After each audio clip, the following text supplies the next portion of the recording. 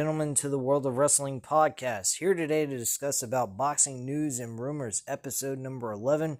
I know it's been a while since the last time we spoke about boxing news on this channel, so I'm going to go ahead and cover about 3 articles here on the channel, give you guys my insight and feelings about some of the stories I came across this week that I'd like to talk about.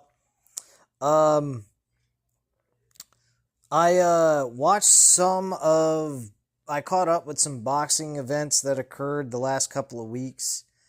I got to admit, the first night of the Fatal Fury boxing event that happened on Friday, May 2nd, was absolutely horrendous. I could not believe what I heard about the event, and I went back and I watched it once it was available on DAZN because I didn't actually purchase the pay-per-view event, and I went back and I watched it for May 2nd, and I'll tell you what, that was fucking boring as shit.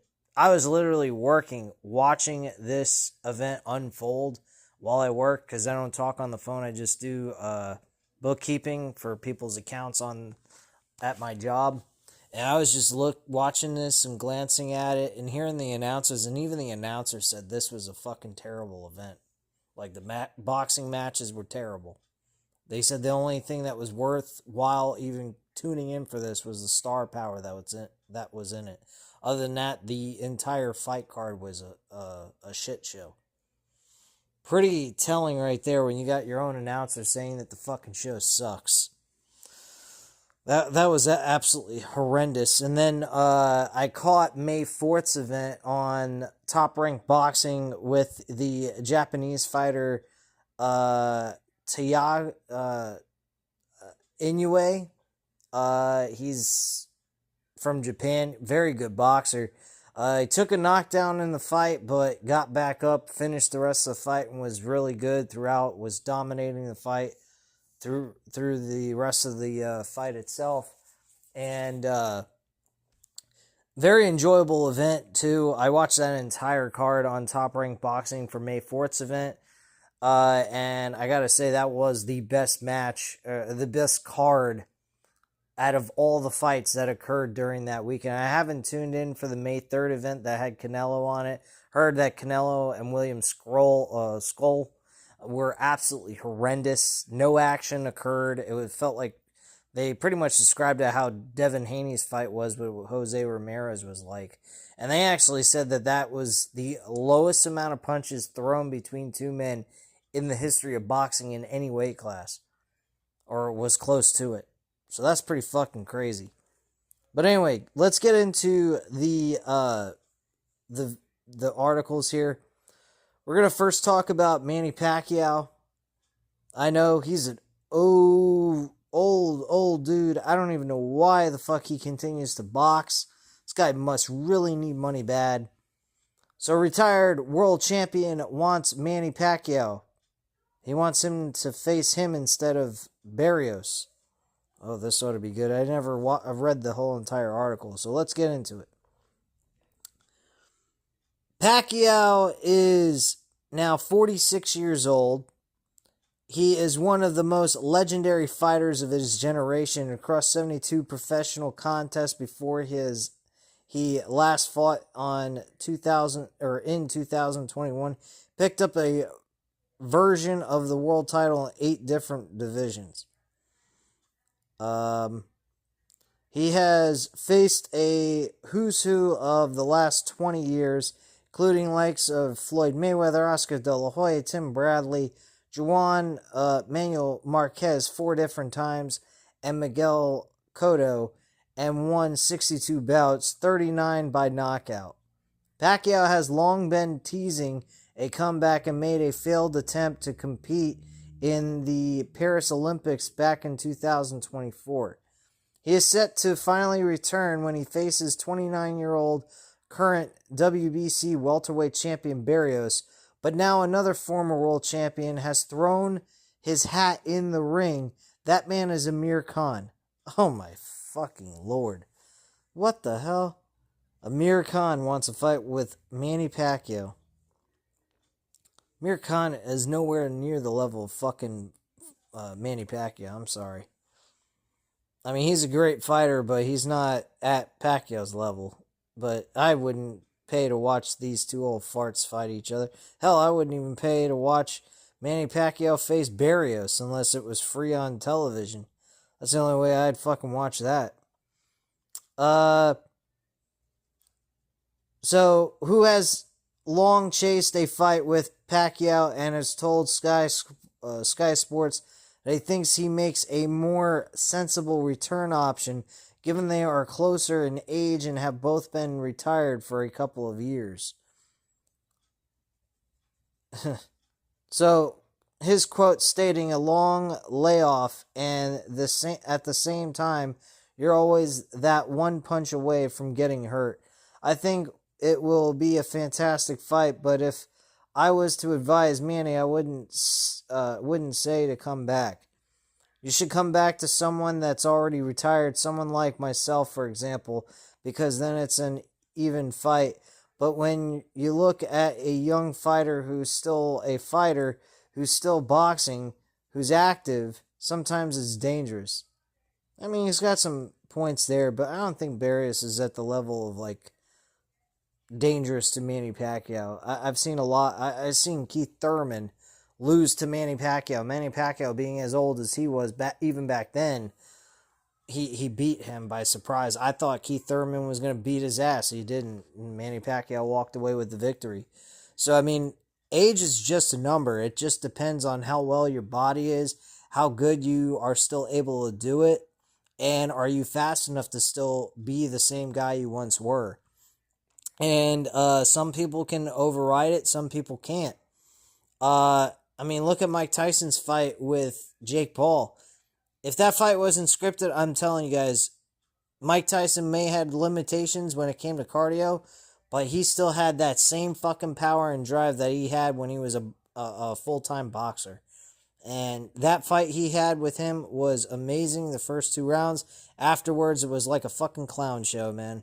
He looked like an absolute joke that was going in there for a paycheck. I did not like that fight at all. I thought the first 2 rounds were fine because Mike Tyson really was trying to beat him. And Jake Paul just asked him to slow it down. This is like, pretty much said, hey, it's just an exhibition fight. You don't need to get all crazy here. We're just having a little, it was kind of like, we're just having fun here. Let's just take it easy.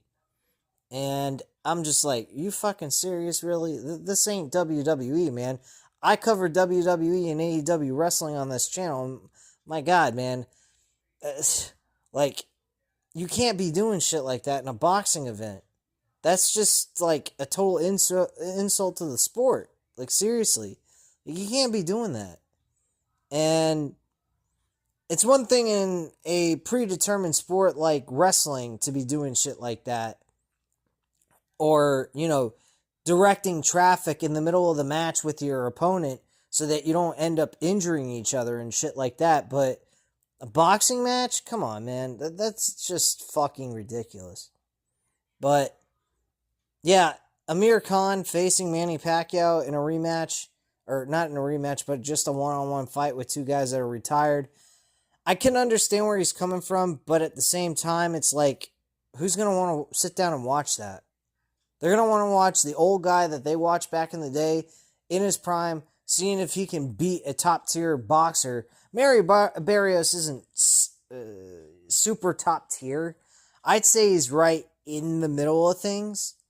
I don't think he's a bad boxer, but I don't think he is the kind of fighter like Manny Pacquiao used to be anywhere near it. And if Manny Pacquiao can even be remotely close to what he used to be, I think he could beat Mario Barrios with no problem. Just my personal opinion, but I don't know what you guys think. But anyway, we're going to go ahead and move on to the next article. Gabe Rosado mocks Edgar Berlanga's star delusion. That's what we're going to read here from Boxing 24/7. I will admit they are one of the more popular and well-known boxing article websites in the business, but I will admit, reading their articles the last couple of months since I started doing this, they seem a little bit biased, but I will go on record saying this. Edgar Berlanga is straight up fucking delusional. And I'll explain why. The man had a fight with Canelo Alvarez. Good for you. You got that big payday. You know why you got that big payday, pal? Because Canelo Alvarez saw you as an opponent he could easily beat. And all he thought is, hey, get a guy that's in the lower ranks, beat him, and they get a nice payday out of the mix. And my record is not affected by me beating your ass. And Edgar Berlanga got his ass kicked by Canelo Alvarez. He got knocked down in the fight and got dominated through the rest. I don't know, man. This guy thinks he's a star? He's out of his fucking mind. Now, if he beat Canelo Alvarez in that fight, I would have said, yeah, he's a star. He's not being delusional or anything else. You got a fucking break. A big payday with one of the bigger names that looked at you as an easy opponent so they could kick your ass. And that's exactly what Canelo Alvarez did in that fight last year in September. Now Edgar Berlanga is getting the main event with fucking Shakur Stevenson and William Zepeda playing behind that. Are you fucking kidding me? They're the co-main event? William Zepeda and fucking Shakur Stevenson should be the main event of the fucking card that these two fights are on. Edgar Berlanga's opponent, whoever the fuck he's facing, nor do I give a flying shit, is the main event. So let's get into it. Veteran Gabe Rosado says Edgar Berlanga is delusional, believing he's a big draw since his fight against superstar Canelo Alvarez last September. Exact words I just said. Rosado says that Berlanga, 23-1 with 18 KO, thinks the pay-per-view success of his fight against Canelo is due to his popularity rather than the Mexican star. What a fucking retard. And what an egotistical maniac. This guy has got to be out of his fucking gourd to believe this shit. I can't believe this nonsense. He sees Edgar as out of touch with reality, believing he's a big draw and a star. Rosado points out that Berlanga's last fight against inactive Jonathan Gonzalez Ortiz at the Gabriel Royale in Orlando, Florida. Yeah, he wasn't even the main event. He was the fucking mid portion of the card. His fight was on DAZN, not on pay-per-view, and he wasn't the fucking main event nonetheless. Going up against a fucking nobody. He went from a top-tier boxer to a fucking no one. And beat him decisively. Good for you. I'm not saying Edgar Berlanga is a bad fighter. By any means. I think his performance was very tough. I believe he had a lot of grit, but he got his ass kicked. Hands down. The only thing he can take out of the fight that he can give credit to himself for is how tough he was, and he managed to get all the way to the end of the fight without being knocked out. That was all he can take credit for. Everything else, Canelo Alvarez had him outclassed in every aspect of the fight. 100%. Nobody fucking knew who Edgar Berlanga was until he faced Canelo Alvarez. I sure as hell didn't. I wasn't familiar with him. I'm familiar with a lot of these fighters now because I'm getting hardcore into the boxing realm. I'm watching the fights, even if they're not live, and I watch UFC live first, and then I'll watch the boxing events that I missed throughout the entire week and catch up on those and not look at the results and see what happened. So I get an entertainment factor out of it, and it feels like as if I am watching it live even though I'm not. So I try to stay away from spoilers and all that until I watch the actual event itself. And I gotta be honest, I'm not buying into this Edgar Berlanga bullshit. This is absolutely asinine. It also failed to sell out last March. What the fuck? The venue has a seating capacity of 5,000 seats, yet the event still wasn't a sellout. That's pretty sad, man. That is fucking pathetic. This guy thinks he's a draw? What the hell? He's a draw. That thing would have sold out in an hour. Gabe sounds bitter still that Berlanga chose not to fight him. The two were reportedly in negotiations for a fight in February or March in Puerto Rico. However, it never happened, and Rosado still seems salty about it.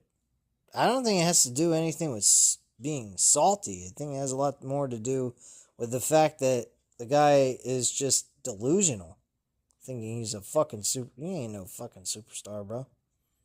Bullshit. Despite Rosado's criticism, Turkey Alish has chosen Berlanga to headline his July 12th card against Hamza Sherez in a pay-per-view event. Sherez is more fucking well-known than this douchebag.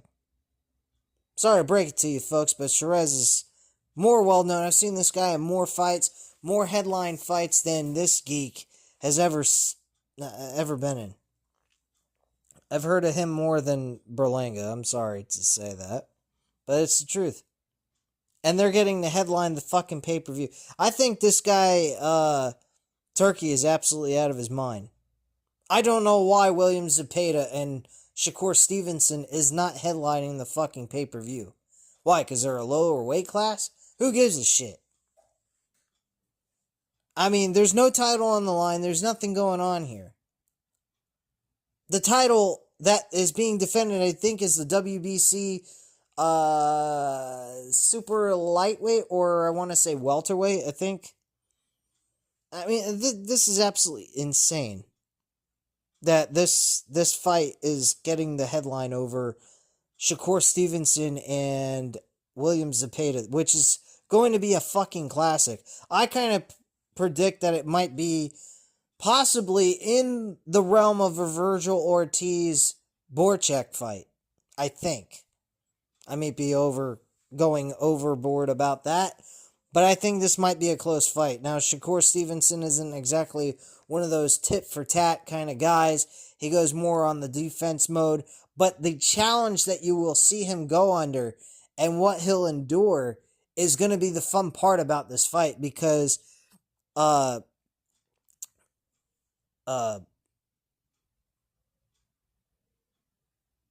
just lost train of thought. William Zepeda is that pressure fighter. He's that guy that's going to go in there and he's going to challenge Shakur Stevenson in every aspect of the fight, every round. That is what we need to see. Shakur Stevenson with a guy who's a pressure fighter. The more they pressure Shakur Stevenson, the more he's going to have to show his finesse and his ability to avoid not getting hit while also hitting his opponent. Now, granted, he has a history of getting his I think is his left fist, he usually breaks and leaves him one-handed. And that makes things a lot harder. He's got a history of with a broken hand. He breaks his hand a lot. So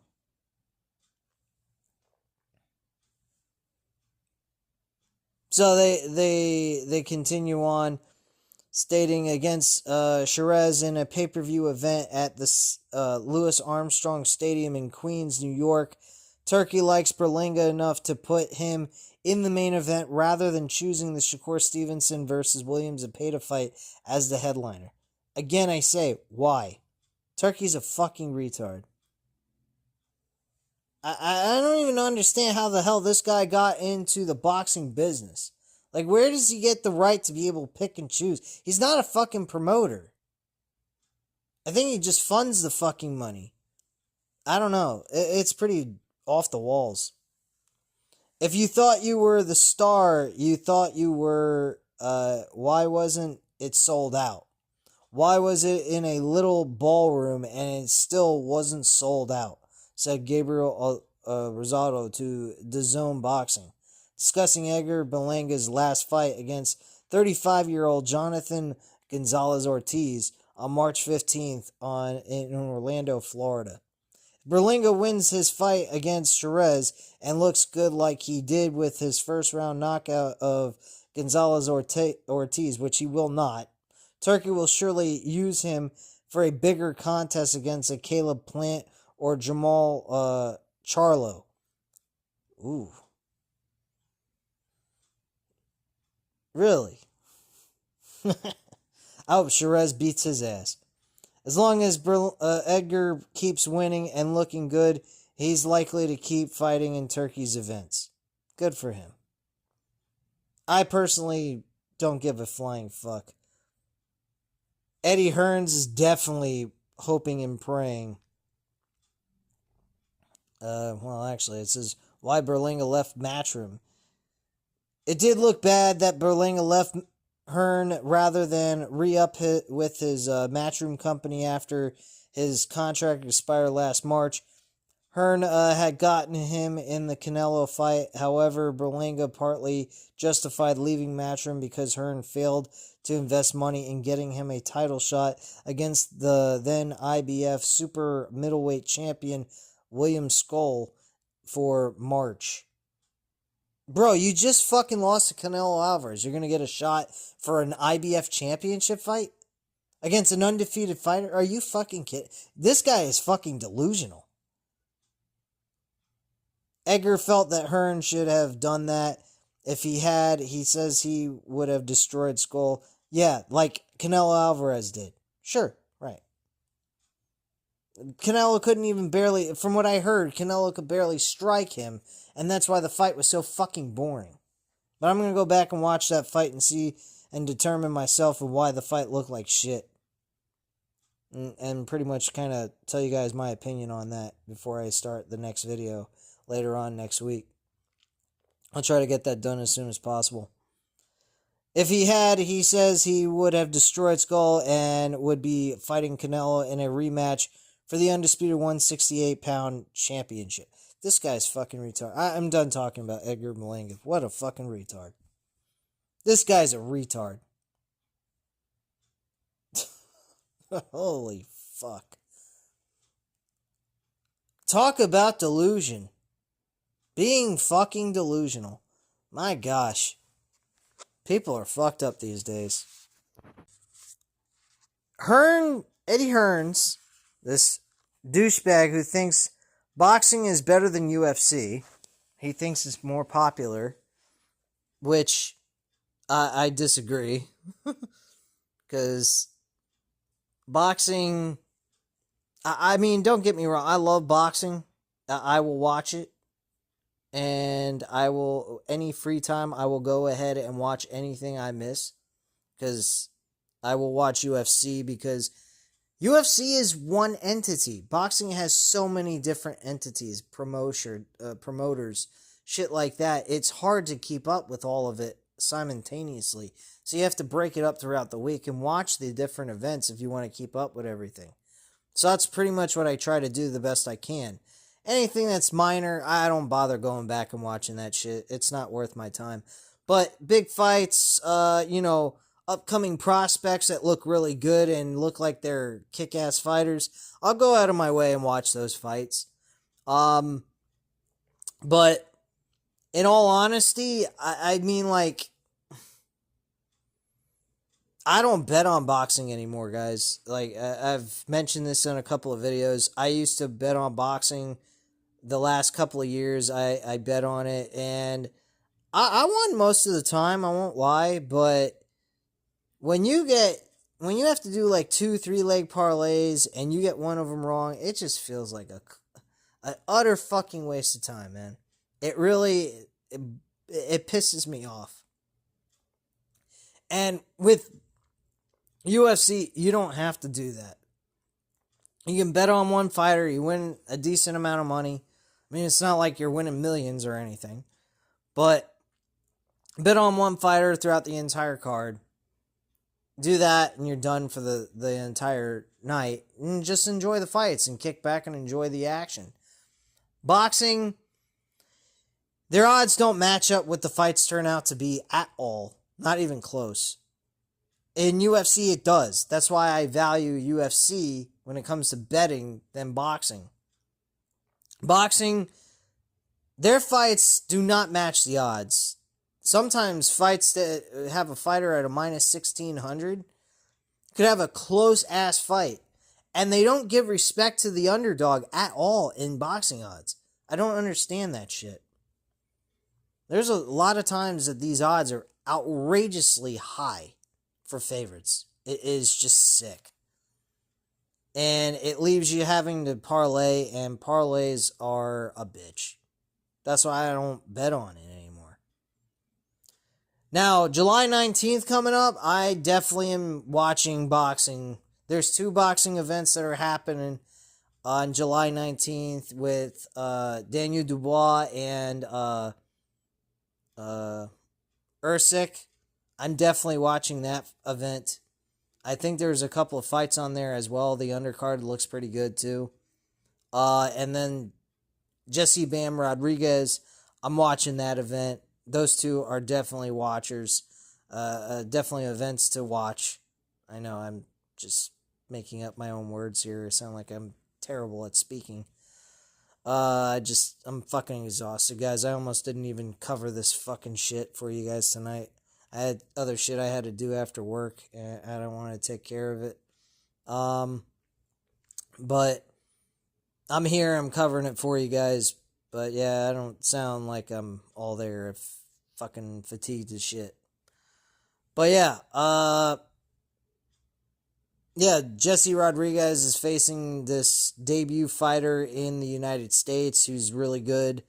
I think his name is Fayu, some shit, Fafu or some shit. I don't know. But Jesse Bam Rodriguez is my reason why I'm catching the event.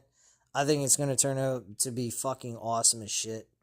Thankfully, the pay-per-view event's taking place in the UK. I think they mentioned it's at Wembley Stadium, so it'll be done just before the Jesse Rodriguez event starts, so I'll be able to watch both, and they won't be overlapping each other, so that'll be cool. So I'm going to catch those and just watch UFC during the week, catch up what happened there. So anyway, let's get into the next article. Promoter Eddie Hearn's power plays forcing Tank into a Shakur showdown or a bust. That's what this article is about. So Eddie Hearn, the guy who thinks boxing's better than UFC, which highly I doubt. I mean, the people on social media know more of the fighters in the UFC than they do in boxing. If you don't believe me, go ahead and compare, and you'll find out that I'm correct. Promoter Eddie Hearn is confident that Shakur Stevenson will get the fight against Gervonta Davis next if he's victorious against William Zepeda on July 12th. Hearn feels the WBA lightweight champion Tank, who's 30-0 with 1 draw and 28 knockouts, which I still think he needs to face Lamont Roach. That fucking fight, I couldn't believe it. I had a feeling Lamont Roach was going to do good in that fight. He did, man. Even a draw, I still say he fucking won that fight. Doesn't have any other options in the division besides Shakur. He would like Tank and the fans to believe his only option is Shakur, but that's not the reality. Now my fucking phone froze. Untapped lightweight riches. This continues on. This is the next paragraph. As the king of the 135 division, Tank has unlimited fight options. What Hearn is talking about is Davis having limited options for well-paying fights. However, Tank plans to fight Jake Paul. I'd like to know how that's going to be possible when he's 135 pounds and Jake Paul is 100. He's like a light heavyweight fighter / heavyweight fighter. Even cruiserweight fighter. I don't know how the fuck that's going to work, but okay. Sounds like a Mickey Mouse fight. Like a clown show. Which would be a huge money fight. There's also the possibility of a rematch with Ryan Garcia. I don't know how that's going to work. He already lost to fucking Romero, lost decisively. He came back and he just seemed like he was trigger shy or some shit. And that's a much bigger fight than Shakur. Really? Okay. They give off a list of other options. Abdullah Mason, absolutely. Rahman Ratella, absolutely agree on that. Keyshawn Davis, yep. William Zepeda, yep. Vasily Lomachenko, absolutely, if he decides to come back. Andy Cruz, I agree with that one. Tevin Farmer, not so much. He couldn't beat William Zepeda in that rematch that he should have won the first time, and I think he won the first time, truthfully. I think William Zepeda got off lucky with the judge's decision, because it was split. William Schofield, I think that would be a good fight. I think Tank Garcia would actually win that one because Floyd is a little bit young. He's still got a lot of time left. I mean, he could go about taking the fight, but he might be stacking himself, putting himself behind the 8 ball on that one because he ain't got enough experience. I think that's the only reason why he'd lose that fight. But he definitely has a talent. I just think that he needs more experience against some higher level fighters and gradually work his way to a fight with Tank Davis. But by the time he does that, Tank Davis might retire or whatnot. So he's already mentioned he might consider retiring within the next year or two. So him going after a fight with Tank Davis would probably be smart to do now, even though he might not be ready for it.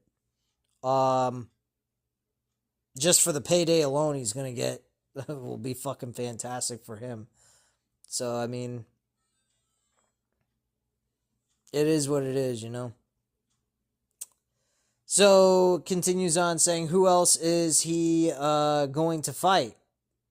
Said Eddie Hearn to seconds out. When asked if if he thinks a fight between Gervonta Davis and Shakur Stevenson's realistic. If he beats Lamont Roach, it's the only fight for him. But Shakur has got to go out and look good against William Zepeda, which I believe he will, and it's his chance really to back up all the hype. Yeah, said Hearn. When he asked if Gervonta Davis will beat Lamont Roach in a rematch.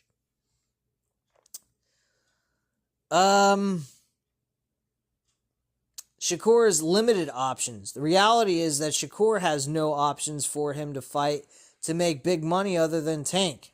And I gotta say, that's probably true because how well Shakur Stevenson is on his feet. He's really talented on his feet. He's got amazing footwork, great defense. Offense is not so hot, doesn't have a power punch ability, just, wins on points. He's very talented, but he just doesn't have that finish type of ability in his repertoire. That's where it leaves him open for the possibility of someone to be able to close out a fight with him if they're able to get close to him and knock him out. William Zepeda might be that guy. I would not put money on this fight at all. If you're gonna, put it on the underdog, and if the underdog's William Zepeda, definitely go for him. I would definitely put money on William Zepeda for that fight. That's a definite. For Stevenson to get anywhere near the same kind of money he could get fighting Tank, he would need to move up to 147 pounds and fight a Conor Benn. Conor Benn, absolutely. Conor Benn just came off of a great fight with Chris Eubanks. He may have lost the fight, but it was a fucking fine performance by him. He looked fucking great in that fight. I love Conor Benn. I think he was fantastic in that fight, even though he lost. Chris Eubanks was great in that fight, too. Both of them, performance-wise, was fucking fantastic. I went ahead and watched that event. I was fucking blown away. Even though I knew the results of the fight before I saw it, it was fucking fantastic just to go back and watch, man. If you guys have not seen that, you have a subscription to the Zone Boxing. I would highly recommend going back and watching Conor Benn versus Chris Eubanks. That was a fucking entertaining and fun fight to sit through and watch. Even if you know the results, it was fucking amazing to sit through. Great performance by both of those guys. It continues on saying if he stays at 135, his only option is Gervonta Davis, which might not happen. Stevenson will get beaten eventually if he stays at 135 because he's got Andy Cruz ranked number 1 in the WBC rankings, Abdullah Mason, who I think could definitely beat Shakur Stevenson possibly. Jadar